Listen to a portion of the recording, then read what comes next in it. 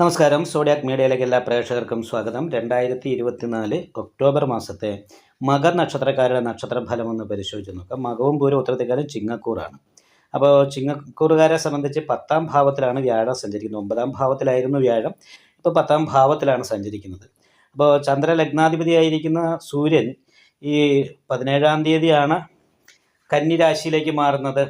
അതേപോലെ തന്നെ 10ാം ഭാവാധിപതിയായിരിക്കുന്ന ശുക്ര സ്വക്ഷേത്ര ബലവാനാണ്. 12ാം തീയതി വൃശ്ചികൻ രാശിയിലേക്ക് മാറും. അപ്പോൾ പൊതുവെ അനുകൂലമായിരിക്കുന്ന ഗുണഫലങ്ങൾക്ക് യോഗമുണ്ട്, ശശമഹായോഗമുണ്ട്. അപ്പോൾ ചെയ്യുന്ന കാര്യങ്ങൾക്കനുസരിച്ചുള്ള ഗുണം കിട്ടാനായിട്ട് യോഗമുണ്ട്. എന്നാലും കണ്ടകശനീൻ്റെ ഒരു ദോഷമുള്ളത് കാരണം കൊണ്ട് അയ്യപ്പക്ഷേത്രത്തിൽ നീരാഞ്ജനം വഴിപാട് ചെയ്യുന്നത് നന്നായിരിക്കും. കാരണം 11ാം ഭാവത്തിലാണ് ഭാഗ്യാധിപതി നിൽക്കുന്നതെങ്കിലും 11ാം ഭാവത്തിൽ അധിപതി ബുധൻ നിൽക്കുന്ന ഇപ്പോൾ അപജയസ്ഥാനത്താണ്. ഇപ്പോൾ ബുധൻ്റെ ആ ഒരു ഇപ്പോൾ തുലാൻ രാശിയിൽ 10ാം തീയതി വരെ ആണ് ബുധൻ നിൽക്കുന്നത്. അപ്പോൾ അതുകൊണ്ട് അനാവശ്യമായിട്ട് കുറച്ച് ചിലവ് വർദ്ധിക്കാനുള്ളൊരു സാധ്യതയുണ്ട്. സാമ്പത്തിക ഞെരുക്കം പോലെയുള്ള കാര്യങ്ങൾ അനുഭവപ്പെടാനുള്ള സാധ്യതയാണ് കൂടുതലുള്ളത്.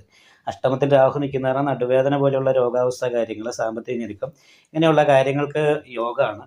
എന്നാൽ നവംജ ഭൃഗനം എന്ന് പറയുന്ന യോഗം ചെയ്തിട്ട് ശുക്രൻ 4ാം ഭാവത്തിൽ വരുമ്പോൾ വീട് മോടി പിടിപ്പിക്കാനും അതുപോലെ തന്നെ വീട് പണി തുടങ്ങാനും ഒക്കെ യോഗമുള്ള സമയമാണ്. അപ്പോൾ വീട് പണി ചെയ്യണമെന്ന് ആഗ്രഹിക്കുന്നവർക്ക് ഏറ്റവും അനുകൂലമായിരിക്കുന്ന ഒരു സമയമായിട്ട് വേണം പറയാൻ. പ്രത്യേകിച്ചും കണ്ടകശനിയും കൂടി ആയത് കാരണം കൊണ്ട് കണ്ടകശനീൻ്റെ ഒരു കുറച്ച് അലച്ചിലും കഷ്ടപ്പാടും ഒക്കെ കണ്ടകശനി കഴിയുമ്പോഴത്തേ അനുകൂലമായിട്ടുള്ള ഒരു ഗുണത്തിലേക്ക് വരണമെങ്കിൽ അതുപോലെയുള്ള കാര്യങ്ങൾ, ഭൂമി വാങ്ങുക, ഇങ്ങനെയുള്ള കാര്യങ്ങളൊക്കെ ചെയ്യാൻ പറ്റുന്ന ഒരു സമയമാണ്. പൊതുവെ അനുകൂലമായിരിക്കുന്ന സമയമാണ്. എന്നാൽ 9ൽ നിൽക്കുന്ന വ്യാഴത്തിൻ്റെ അത്രയൊരു ഗുണം 10ാം ഭാവം നിൽക്കുന്ന വ്യാഴത്തിന് പറയാൻ സാധിക്കില്ല. എങ്കിൽ പോലും വലിയൊരു ദോഷമില്ലാതെ അനുകൂലമായിരിക്കുന്ന ഗുണഫലങ്ങളിലേക്ക് എത്തിച്ചേരാനായിട്ട് സാധിക്കും. വിദ്യാർത്ഥികൾക്ക് പഠനത്തിൻ്റെ കാര്യത്തിൽ കുറച്ച് ശ്രദ്ധക്കുറവൊക്കെ ഉണ്ടാകാനുള്ള സാധ്യതയുണ്ട്. 2ാം ഭാവത്തിലാണ് കേതു. അതേപോലെ തന്നെ കണ്ണ്, ചെവി എന്നിങ്ങനെയുള്ള ഭാഗങ്ങളിലുള്ള രോഗാവസ്ഥ കാര്യങ്ങൾക്ക് യോഗമുണ്ട്. നല്ല ഉദ്ദേശത്തോടുകൂടി സംസാരിച്ചാലും ചില സമയത്ത് അത് കേൾക്കുന്നവർക്ക് അപ്രിയമായിട്ട് തോന്നാനുള്ള സാധ്യതയുണ്ട്. അപ്പോൾ ഇങ്ങനെയൊക്കെയുള്ള കുറച്ച് തടസ്സങ്ങളുണ്ട്.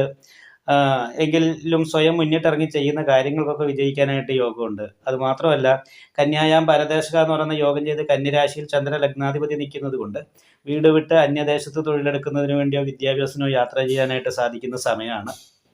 അതേപോലെ തന്നെ വിദേശത്ത് പോകണമെന്ന് ആഗ്രഹിക്കുന്നവർക്ക് വിദേശത്ത് പോകാനായിട്ട് സാധിക്കുന്നതാണ്.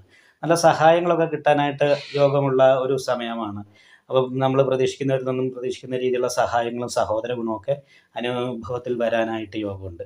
മാനസികമായിട്ടാണെങ്കിലും നമ്മുടെ കാൽക്കുലേഷൻ അനുസരിച്ച് കാര്യങ്ങൾ നല്ല രീതിയിൽ ഭംഗിയായിട്ട് കൊണ്ടുപോകാനായിട്ട് സാധിക്കുന്ന ഒരു മാസം കൂടിയാണ്. അപ്പോൾ എല്ലാ പ്രകാരത്തിലും അനുകൂലമായിരിക്കുന്ന ഗുണഫലങ്ങളൊക്കെ അനുഭവിക്കാനായിട്ട് മകർ നക്ഷത്രക്കാരെ സംബന്ധിച്ച് ഈ മാസത്തിൽ സാധിക്കുന്നതാണ്. എങ്കിലും നല്ല പ്രാർത്ഥന, വഴിപാട് മുതലായിട്ടുള്ള കാര്യങ്ങൾക്ക് ഈ വീഡിയോ ഇഷ്ടപ്പെട്ടാൽ ലൈക്ക് ചെയ്യുക.